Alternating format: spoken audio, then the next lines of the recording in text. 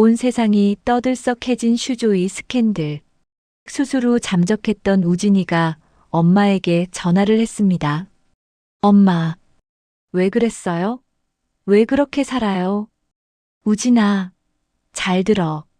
엄만 피해자야. 박 회장이 날 이렇게 알거지로 만들었어. 허영심 가득했던 어머니, 고성이. 솔직히 그 정도까진 참아줄 만했습니다. 그런데 문제는 그 다음이었어요. 눈물 연기로 온 세상을 기만하고 자신이 당한 일만 과장해 사람들의 동정을 끌어내는 모습. 그 장면을 본 순간 우진이도 영나도 더 이상 엄마 편에 설 수가 없었습니다. 아이들은 결국 등을 돌렸어요. 26년을 회장님 사모로 살았는데 이제 와서 식당 설거지하며 하루를 버티라고요? 그건 그녀에겐 새 인생이 아니라 굴욕이었거든요. 그래서 고성이는 선택합니다. 돈도 체면도 사람도 다 잃어버린 순간 남은 건 단 하나. 판을 뒤집을 마지막 배팅. 목숨까지 담보로 걸어버린 위험한 한 수.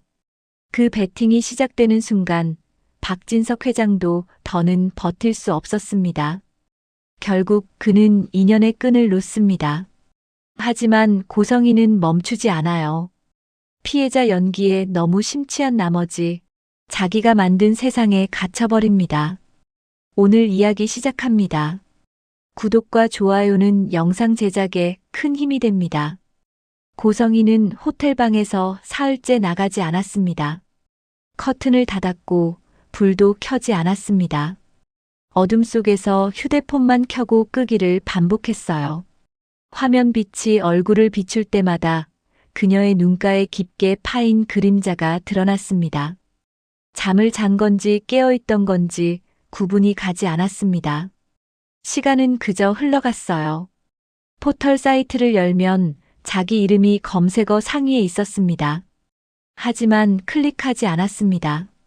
제목만 봐도 내용을 알 수 있었으니까요. 슈조이 회장 부인이 다 거짓말한 거야? 세상에나.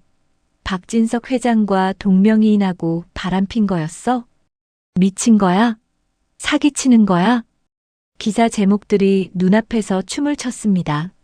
한 글자 한 글자가 날카로운 칼날처럼 느껴졌습니다. 그녀는 화면을 껐습니다. 그러다 다시 켰습니다. 마치 상처를 계속 확인하지 않으면 안 되는 사람처럼요. 이게 진짜 현실인지 악몽인지 확인하려는 듯이요. 고성이는 웃었습니다. 쓴 웃음이 아니라 진짜 웃음이었어요. 미친 사람처럼요. 이번에도 박진석 회장에게 철저하게 당해버렸어요. 미친년. 내가 어떻게 그걸 놓쳤지. 혼잣말이 방 안을 맴돌았습니다. 목소리는 쉬어 있었습니다. 사흘간 물도 제대로 마시지 않아서인지 아니면 삼킨 말들이 목에 걸려서인지 알 수 없었습니다. 고성이는 자신의 거짓말을 인정하지 않습니다. 거짓을 인정할 용기가 있는 사람은 애초에 거짓을 말하지 않으니까요. 고성이는 자기가 믿는 것이 진실인 사람이었습니다. 자신의 기억을, 자신의 감정을, 자신의 해석을 진실이라 믿었습니다. 그게 다른 사람의 진실과 다르다는 건 중요하지 않았습니다. 아니, 중요하지 않다고 스스로를 설득해왔습니다. 하지만 지금 이 순간, 어둠 속에서 홀로 앉아있는 이 순간만큼은 의심이 스멀스멀 기어올랐습니다. 혹시 내가 틀렸던 걸까? 그녀는 고개를 세차게 저었습니다. 아니야. 나는 피해자야. 나는 억울해. 나는. 생각이 거기까지 이르자 말문이 막혔습니다. 고성이는 사문TV 운영자에게 전화를 걸었습니다. 한 번, 두 번 받지 않더니 세 번째에서야 거친 목소리가 수화기 너머로 터져나왔습니다. 가짜뉴스로 드러나 채널 폐쇄 위기까지 몰린 운영자는 이미 분노가 극에 달해 있었습니다. 고성희 씨, 이제 정신 좀 차리세요. 당신 때문에 나까지 쪽박 찰 판이라고 몇 번을 말해야 합니까? 고소요? 해보세요. 보상금 한 푼도 못 받을 거면서 뭘 믿고 이러는 거예요. 다시 연락하지 마세요. 쾅 소리와 함께 전화가 끊겼습니다. 성희는 한동안 휴대폰을 내려다봤습니다. 어처구니 없다는 표정이 얼굴에 그대로 남아 있었죠. 그때 다시 전화벨이 울렸습니다. 모르는 번호였습니다. 누구든 자신을 찾는 사람이 있다는 사실만으로도 성희는 반사적으로 전화를 받았습니다. 수화기 너머에서는 바람소리 같은 잡음만 들리고 아무 말도 없었습니다. 그 순간 성희는 알아차렸습니다. 수술을 마치고도 몸이 완전히 회복되기 전에 사라져버린 아들, 우진이었습니다. 엄마로서의 직감이었습니다. 우진아, 우진이 맞지? 잠시 후 울먹이는 목소리가 들려왔습니다. 엄마. 그 한 음절에 성희의 얼굴이 굳었습니다. 그러자 우진의 감정이 터지듯 쏟아졌습니다. 왜 그랬어요? 왜 그렇게 살아요? 성희는 기다렸다는 듯 말을 쏟아냈습니다. 우진아, 잘 들어. 엄만 피해자야. 박 회장이 날 이렇게 알거지로 만든 거야. 넌 알잖아. 내가 얼마나 헌신적으로 새아빠한테 잘했는지. 26년 동안 우리가 얼마나 행복했었는지. 수화기 너머에서 우진의 목소리가 떨렸습니다. 엄마, 제발 그러지 말아요. 이제는 용서를 빌어야죠. 무슨 소리야? 성희의 목소리가 날카로워졌습니다. 엄만 피해자라니까. 근데 너 어디야? 우리 만나자. 난 지금 돈이 없어. 은우한테 준 10억 내가 가지고 있다며? 그 말이 끝나기도 전에 전화는 끊겼습니다. 성희는 곧장 다시 전화를 걸었습니다. 하지만 돌아온 건 기계음 뿐이었습니다. 없는 번호입니다. 우진은 이미 성희를 피해 은신처에 몸을 숨기고 있었습니다.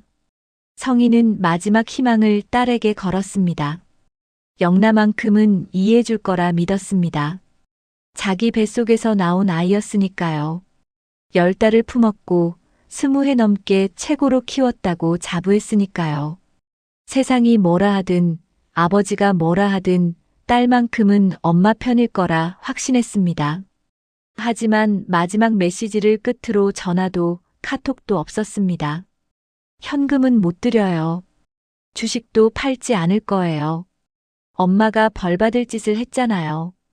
아빠가 원하시는 대로 엄마 스스로 생활비 벌면서 용서를 구해야 한다고 생각해요. 문장 끝에 느낌표가 칼처럼 가슴에 박혔습니다. 영나의 얼굴이 떠올랐습니다. 차갑게 굳은 표정, 자신을 바라보던 그 눈빛. 거기엔 실망과 분노만 있었고 연민은 없었습니다. 이에도 엄마를 향한 최소한의 온기도 없었습니다. 박 회장 편의 선딸의 모습을 떠올리자 가슴이 서늘해졌습니다. 얼음물을 끼얹은 것 같았습니다. 아니, 그보다 더 차가웠습니다.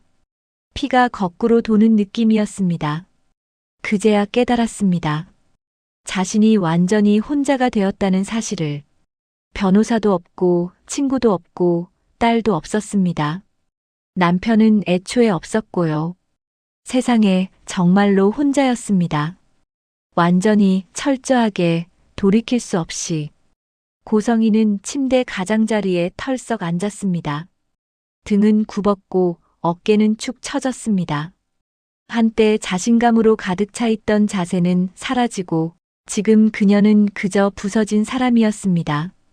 휴대폰이 바닥으로 떨어졌습니다. 작게 화면이 깨지는 소리가 났습니다. 하지만 줍지 않았습니다. 이제 누가 연락하겠어요? 누가 자신을 찾겠어요? 어둠 속에서 성희는 천천히 몸을 눕혔습니다. 눈을 감았지만 잠은 오지 않았습니다. 대신 과거의 장면들이 파편처럼 몰려왔습니다. 내가 뭘 잘못했지? 질문은 계속 맴돌았지만 답은 없었습니다. 아니, 어쩌면 답을 찾고 싶지 않았는지도 모릅니다. 자신이 틀렸다는 걸 인정하는 순간 지금까지 쌓아 올린 모든 게 무너질 테니까요. 그래서 그녀는 계속 같은 질문만 되뇌었습니다. 대답 없는 질문을요. 시간이 흘렀습니다. 얼마나 흘렀는지는 알 수 없었습니다. 방 안은 여전히 어두웠고 고성이는 여전히 혼자였습니다. 고성이는 거울 앞에 섰습니다. 거울 속 여자는 낯설었습니다. 아니, 낯설다는 표현도 부족했습니다. 저게 정말 나인가 싶었습니다. 머리는 헝클어져 있었고, 눈은 충혈되어 핏발이 서 있었고, 입술은 바짝 말라 갈라져 있었습니다. 한때 슈조이 그룹 회장 부인이라는 타이틀로 고급 살롱을 드나들던 그 여자는 온데간데 없었습니다. 고성이는 거울을 때렸습니다. 주먹으로요. 왜 이렇게 됐어? 거울은 깨지지 않았습니다. 손만 아팠습니다. 손가락 마디가 욱신거렸습니다. 하지만 그 통증이 오히려 반가웠습니다. 최소한 뭔가 느껴지니까요. 사흘 동안 아무것도 느끼지 못했으니까요. 박진석은 날 이용했을 뿐이야. 그 문장이 입 밖으로 나오는 순간 고성이는 무릎이 꺾였습니다. 마치 실이 끊어진 인형처럼 바닥에 주저앉았습니다. 차가운 타일 바닥의 감촉이 무릎을 타고 올라왔습니다. 분노가 치밀어 올랐습니다. 하지만 박진석에게가 아니었습니다. 자기 자신에게였습니다. 속에서 뭔가 부글부글 끓어오르는데 그게 분노인지 수치심인지 자괴감인지 구분이 가지 않았습니다. 다만 견딜 수 없이 뜨겁고 아팠습니다. 왜 이렇게까지 바보였을까? 말로 싸울 수 있다고 믿었던 자신이 한심했습니다. 유튜브에 나가서 진실을 말하면 사람들이 이해해 줄 거라 생각했던 자신이 우스웠습니다. 여론을 움직일 수 있다고 생각했던 자신이 너무나도 순진했습니다. 박진석은 한마디도 하지 않았습니다. 그저 법무팀을 움직였고 채널을 막았고 여론을 돌렸습니다. 말없이요. 조용히요. 소음 하나 없이 그녀를 무너뜨렸습니다. 마치 벌레 한 마리를 처리하듯이요. 고성이는 그제야 깨달았습니다. 박진석은 처음부터 자기와 같은 링에 서지 않았다는 걸요. 아니, 같은 게임을 하지도 않았다는 걸요. 고성이가 유튜브에 나가서 목청껏 소리칠 때 박진석은 회의실에서 차분히 전략을 짰습니다. 고성이가 여론에 기대를 걸며 댓글 하나하나에 일희일비할 때 박진석은 그 여론 자체를 설계했습니다.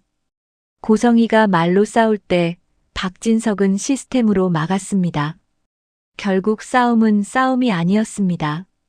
일방적인 제압이었습니다. 나는 혼자였어. 처음부터. 목소리가 갈라졌습니다. 눈물이 뚝뚝 떨어졌습니다. 이번엔 닥지 않았습니다. 어차피 아무도 보지 않으니까요. 세상에 단 한 명도 자기 편이 없으니까요. 겨울이라 해가 일찍 저물고 있었습니다. 창밖으로 어둠이 스며들었습니다. 고성이는 침대에 누웠습니다. 천장을 바라봤습니다. 천장엔 아무것도 없었습니다. 페인트 칠이 벗겨진 자국만 여기저기 보였습니다. 저 자국들처럼 나도 벗겨져 가고 있구나 생각했습니다. 그때 누군가 방문을 세게 두드렸습니다. 안에 있는 거 알아요. 거참. 숙박비 결제하셔야죠. 모텔 주인이었습니다. 목소리가 거칠었습니다. 짜증과 의심이 섞여 있었습니다. 고성이는 제자리에 누워 꼼짝하지 않았습니다. 대답할 힘도 대답할 이유도 없었습니다. 아무렴 어떻겠어요. 이제 내가 죽어도 그깟 모텔 숙박료 정도는 박 회장에게 받을 수 있으니까요. 모텔 주인도 손해볼 일은 없었습니다. 그저 숙박객이 살았나 죽었나 확인하러 들른 것뿐이었습니다. 그때였습니다. 번뜩 머릿속에 무언가 떠올랐습니다. 그래, 이거야. 고성이는 마지막 배팅을 생각해냈어요. 자살 시도. 박진석이 가장 싫어하는 것. 스캔들. 소음. 그의 완벽한 이미지에 금이 가는 것. 회장 부인의 자살이라면 아무리 그가 여론을 통제해도 막을 수 없을 겁니다. 그의 얼굴에 먹칠을 할 수 있을 겁니다. 박진석의 목소리가 귓전에서 맴돌았습니다. 너 원래 있었던 자리로 돌아가. 이 박진석 없이 추운 단칸방에서 아들과 떨던 여자로. 그의 목소리는 차갑고 날카로웠습니다. 칼날 같았습니다. 난 절대 이혼 안 해. 너와 결혼할 때 내가 무슨 소리를 들었는 줄 알아? 박진석이 미쳤다. 고졸의 아들까지 있는 식당 종업원과 결혼한다. 반반한 얼굴만 가진 꽃뱀에게 홀려서. 그 말을 들을 때마다 가슴이 찢어지는 것 같았습니다. 하지만 참았습니다. 26년 만에 이혼을 하면 나를 욕하던 사람들에게 지는 거잖아. 박진석 사전에 두 번째 이혼은 없어. 결국 그는 자기 자존심만 지키려 했습니다. 박진석과 그의 회사까지 끌어내리려던 시도가 역효과를 냈어요. 이제 진짜 식당에서 설거지를 해야 하는 현실. 찬물에 손을 담그고 기름때를 닦아내고 손님들 눈치를 보며 살아야 하는 현실. 도저히 용납할 수 없었어요. 26년간 쌓아온 모든 것이 한순간에 무너지는 걸 받아들일 수 없었어요. 고성이는 핸드백을 뒤졌습니다. 손이 떨렸습니다. 지갑, 신분증, 카드, 립스틱, 그리고 작은 약봉지. 수면제였습니다. 병원에서 처방받은 것이었습니다. 불면증 때문에요. 밤마다 뒤척이며 천장만 바라보던 날들이 떠올랐습니다. 의사는 말했습니다. 스트레스가 심하시네요. 이 약 드시고 푹 쉬세요. 고성이는 약봉지를 손에 쥐었습니다. 한참 동안 가만히 들여다봤습니다. 작고 하얀 알약들이 봉지 안에서 달그락거렸습니다. 이게 나를 편하게 해줄 수 있을까? 이게 나를 이 지옥에서 꺼내줄 수 있을까?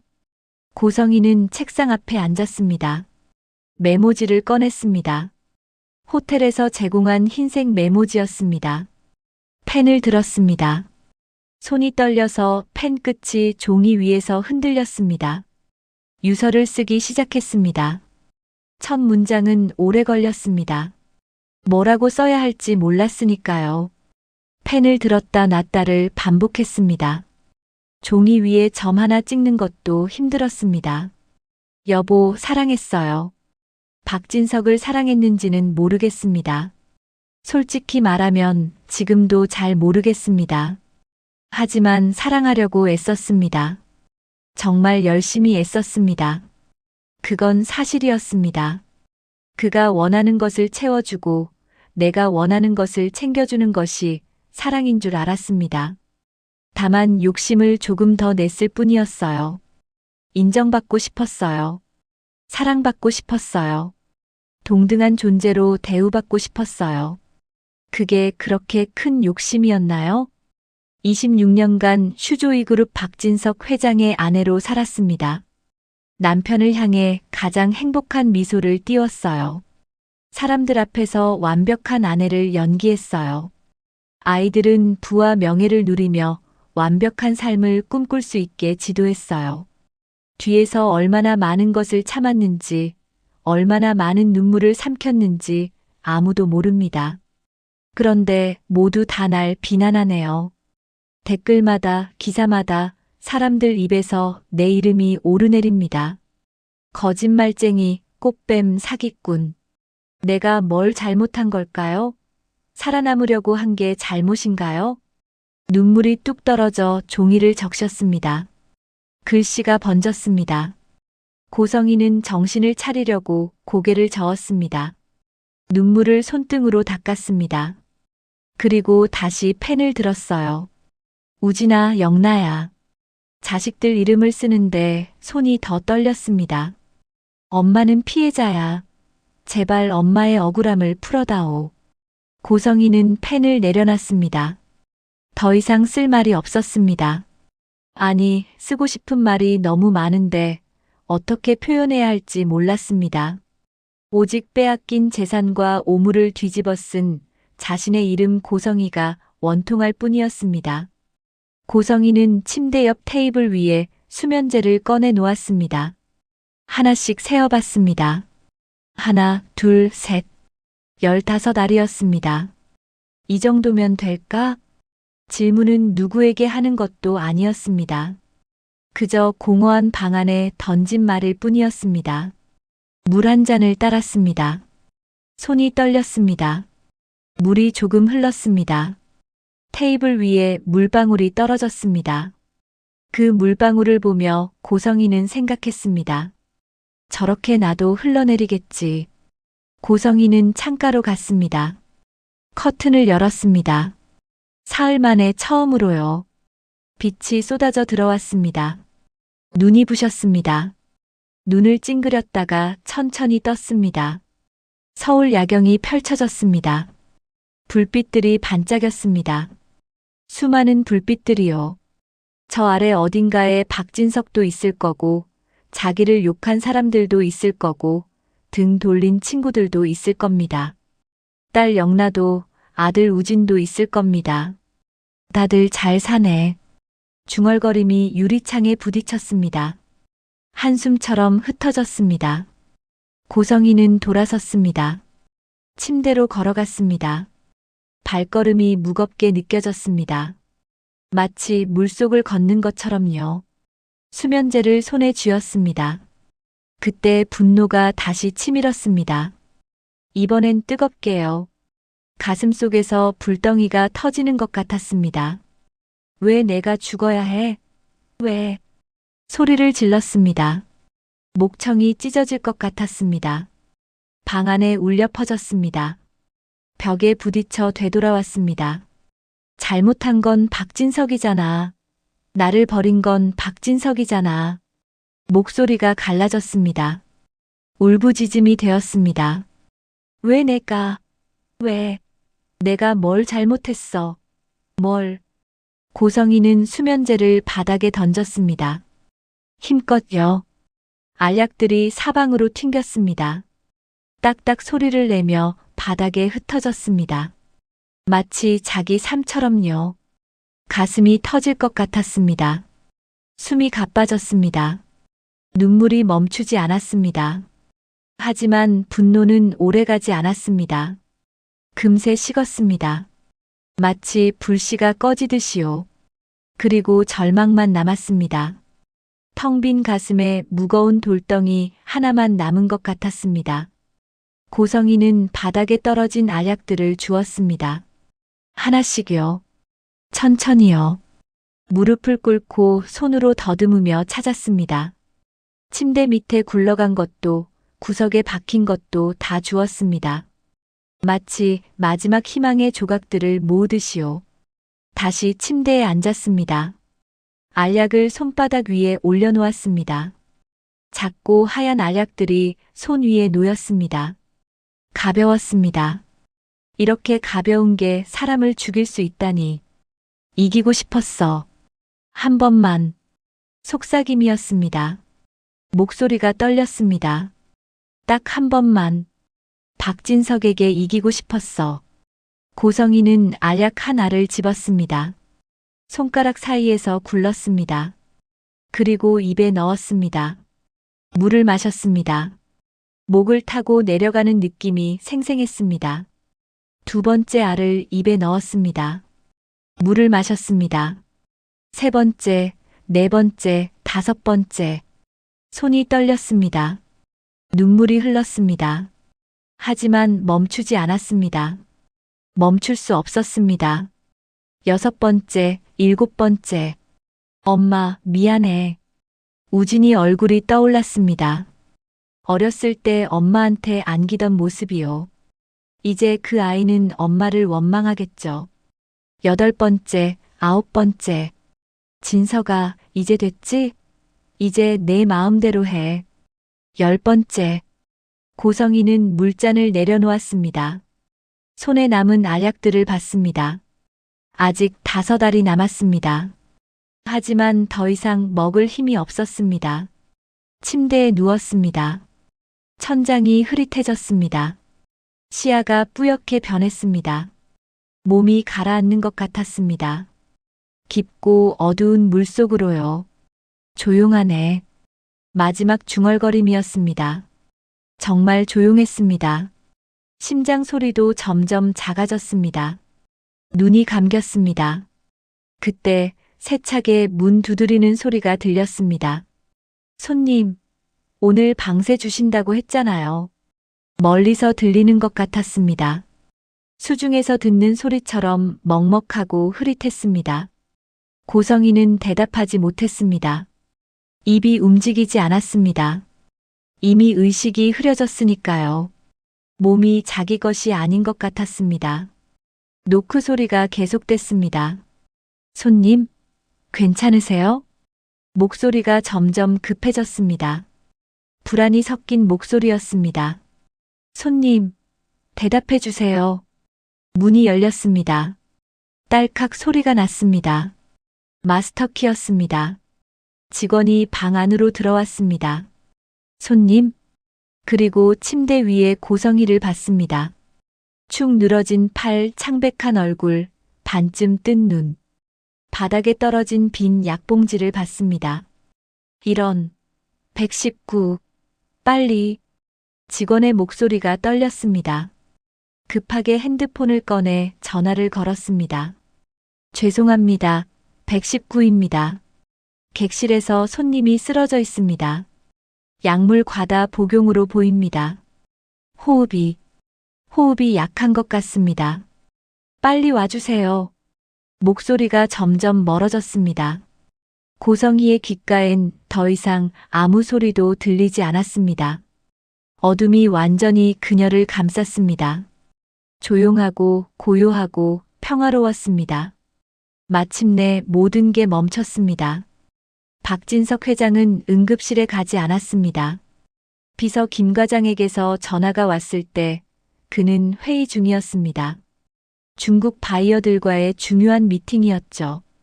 회장님 부인께서. 김 과장의 목소리가 떨렸습니다. 하지만 박진석은 차분했습니다. 병원 옮겨. 조용한 곳으로. 언론 통제하고. 그게 다였습니다. 병문안은요? 내일 스케줄 확인해봐. 박진석은 전화를 끊었습니다. 그리고 다시 바이어들을 향해 미소 지었습니다. 완벽한 미소였습니다. 죄송합니다. 급한 업무가 있어서요. 어디까지 얘기했죠? 회의는 계속됐습니다. 그날 밤 박진석은 서재에 앉아 있었습니다. 창밖으로 서울 야경이 보였습니다. 불빛들이 반짝였습니다. 어딘가 저 아래 병원에 고성이가 누워 있겠죠. 하지만 그의 얼굴엔 아무런 감정도 없었습니다. 김 과장. 예, 회장님. 이혼 서류 준비해. 조용히. 김 과장이 잠시 망설였습니다. 부인께서 아직 병원에 계신데요. 박진석이 김 과장을 쳐다봤습니다. 차갑게요. 그래서? 아닙니다. 바로 준비하겠습니다. 김 과장이 물러났습니다. 박진석은 다시 창밖을 바라봤습니다. 위스키 잔을 들었습니다. 한 모금 마셨습니다. 26년이면 충분했어. 중얼거림이 서재에 흩어졌습니다. 이제 끝이야, 성희야. 며칠이 지났습니다. 고성이는 병원 침대에 누워 있었습니다. 눈을 떴지만 초점이 없었습니다. 천장만 바라봤습니다. 링거줄이 팔에 꽂혀 있었습니다. 살아났다는 게 기쁘지 않았습니다. 오히려 원망스러웠습니다. 왜 살렸을까? 그냥 놔뒀으면 이제 편했을 텐데. 문이 열렸습니다. 엄마. 고성이는 천천히 고개를 돌렸습니다. 영란은 엄마를 똑바로 쳐다봤습니다. 표정이 없었습니다. 아니, 표정이 너무 단단했습니다. 마치 돌처럼요. 영나야. 고성이가 손을 뻗었습니다. 떨리는 손이었습니다. 엄마 좀 안아줘. 응, 영나야. 영나는 움직이지 않았습니다. 엄마가 왜 이렇게까지 했어야 했는지 이해 안 가요. 영나의 목소리는 차가웠습니다. 자살이요? 정말요? 고성희의 손이 멈췄습니다. 영나야, 엄마는 뭐예요? 억울해서요? 아빠한테 복수하려고요? 영나의 목소리가 높아졌습니다. 처음으로 감정이 실렸습니다. 분노였습니다. 엄마, 그거 아세요? 엄마가 응급실에 실려간 거 기사 나왔어요. 슈조이 회장 부인 자살 시도. 제목 달고요. 영나가 한 발짝 다가왔습니다.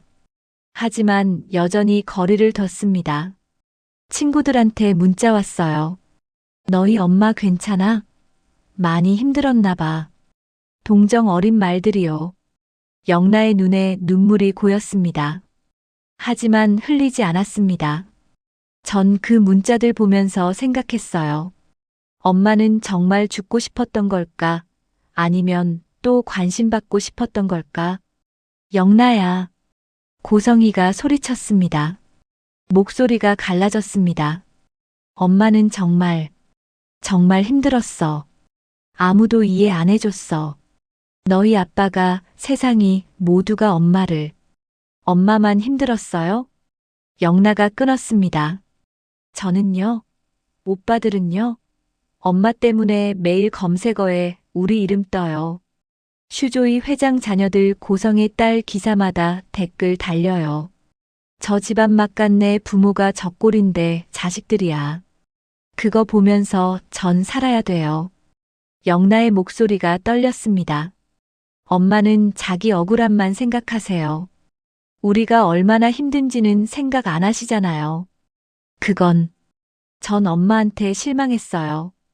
영나가 또박또박 말했습니다. 엄마는 피해자인 척하지만 사실 다 엄마가 시작한 일이잖아요. 영나의 목소리에 분노가 실렸습니다. 내가 어떻게 살아왔는지도 모르면서 날 가르치려 들어. 썩 나가. 성희는 영나에게 쌓아둔 분노와 서러움을 모두 쏟아냈습니다. 엄마, 진짜 죽고 싶었어요? 영나가 물었습니다. 날카롭게요. 아니면 아빠한테 겁주려고 한 거예요? 세상 사람들한테 동정 받으려고 한 거예요? 고성희는 대답하지 못했습니다. 사실을 말하면 안 될 것 같았습니다. 반은 진짜 죽고 싶었고, 반은 박진석을 끌어내리고 싶었다고, 복잡했다고, 자기도 잘 모르겠다고. 대답 못하시네요.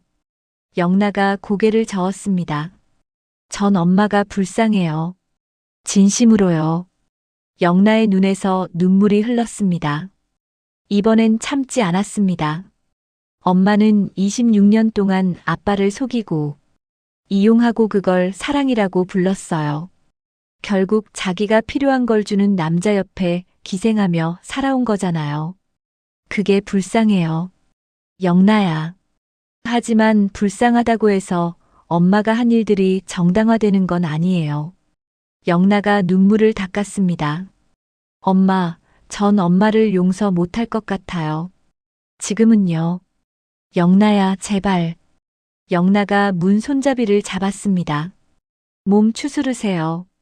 그리고 영나가 뒤돌아봤습니다. 마지막으로요. 다음엔 이런 짓 하지 마세요. 그건 너무 비겁한 거예요. 문이 닫혔습니다. 고성희는 혼자 남았습니다. 병실은 고요했습니다. 링거 떨어지는 소리만 똑똑 들렸습니다. 영나의 마지막 말이 귓가에 맴돌았습니다. 다음엔 이런 짓 하지 마세요. 그건 너무 비겁한 거예요. 고성희는 천장을 바라봤습니다. 눈물이 흘렀습니다. 소리 없이요. 하지만 슬픔은 금세 다른 감정으로 바뀌었습니다. 분노였습니다. 감히 내가 내 인생을 살아보지도 않고서. 목소리가 커졌습니다. 내가 뭘 알아? 내가 뭘 안다고. 고성희는 벌떡 일어나 앉았습니다. 링거줄이 팽팽해졌습니다. 26년. 그 남자 옆에서 살아봤어? 돈밖에 모르는 그 인간 옆에서 병실 안을 왔다 갔다 걸었습니다. 나는 피해자야. 피해자라고 소리쳤습니다. 박진석 그 개자식이 날 이렇게 만든 거야. 손이 떨렸습니다. 핸드폰을 집어들었습니다. 그리고 다시 뉴스 댓글창을 열었습니다. 보지 말아야 할 것을 또 봤습니다. 사실은 박진석 회장이 참아주고 산 거 아니냐? 박진석이라는 동명이인 남자랑 바람 피우고선 남편이 근저당 잡았다고 우기는 거 아니야? 미친 거야 아니면 사악한 거야? 남편 돈으로 호의호식 하다가 이혼 위자료 더 받으려고 피해자 코스프레 하는 거지. 정신병자 맞네 키읔키읔. 아니야. 고성희가 소리쳤습니다. 아니라고. 내가 피해자라고. 핸드폰을 던졌습니다. 벽에 부딪혀 바닥에 떨어졌습니다. 거짓말쟁이들. 다 거짓말이야. 숨이 가빠졌습니다. 심장이 미친 듯이 뛰었습니다. 내가 거짓말쟁이라고. 내가 병실 문을 발로 찼습니다. 고래고래 소리쳤습니다. 간호사가 달려왔습니다. 환자분 진정하세요. 비키라고. 고성희가 간호사를 밀쳤습니다. 내가 뭘 잘못했어. 내가 뭘. 의사가 왔습니다. 보안요원도 왔습니다. 진정제를 준비하세요. 싫어. 나 안 맞아. 나 정상이야. 고성희가 몸부림쳤습니다. 나는 피해자라고. 박진석이 날 이렇게 만든 거라고. 하지만 그들은 듣지 않았습니다. 팔을 붙잡혔습니다. 주사가 들어왔습니다. 안 돼. 나는 피해자. 힘이 빠졌습니다. 침대에 누웠습니다. 의식이 흐릿해졌습니다. 그때였습니다. 헛것이 보이기 시작했습니다. 박진석이 병실 문 앞에 서 있었습니다. 아니, 박진석 같았습니다. 웃고 있었습니다. 차갑게요. 당신이 이겼어. 고성희가 중얼거렸습니다. 당신이. 결국 박진석의 모습이 흐려졌습니다. 그 자리에 댓글들이 떠올랐습니다. 미친 거야 아니면 사악한 거야? 정신병자 거짓말쟁이 피해자 코스프레. 아니야.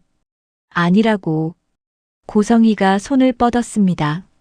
하지만 글자들은 사라지지 않았습니다. 더 많아졌습니다. 병실 벽을 뒤덮었습니다. 안 돼.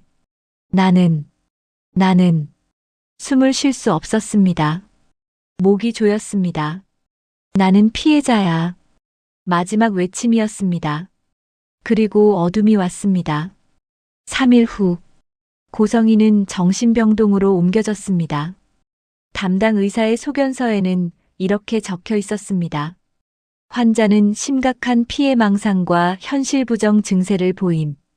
자해시도 이력 및 급성 정신증 발현. 장기 입원 치료 필요. 박진석 회장 측 변호사는 이 소견서를 받아들고 조용히 미소 지었습니다. 완벽했습니다. 아무도 고성희의 말을 믿지 않을 것입니다. 이제 그녀는 그저 정신병자 전처일 뿐입니다. 정신병동 6호실. 고성희는 하얀 병실 침대에 누워 있었습니다. 약물 때문에 눈은 풀려 있었지만 입은 계속 움직였습니다. 나는 피해자야. 중얼거렸습니다.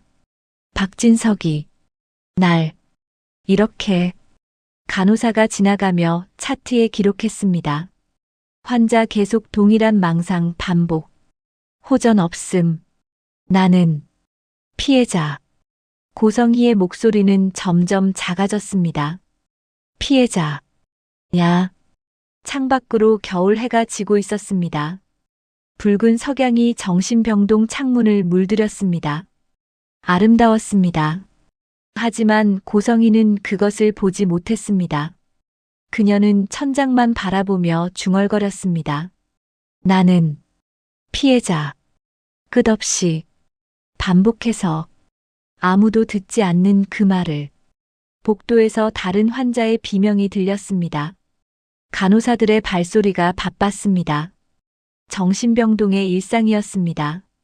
고성이도 이제 그 일상의 일부였습니다.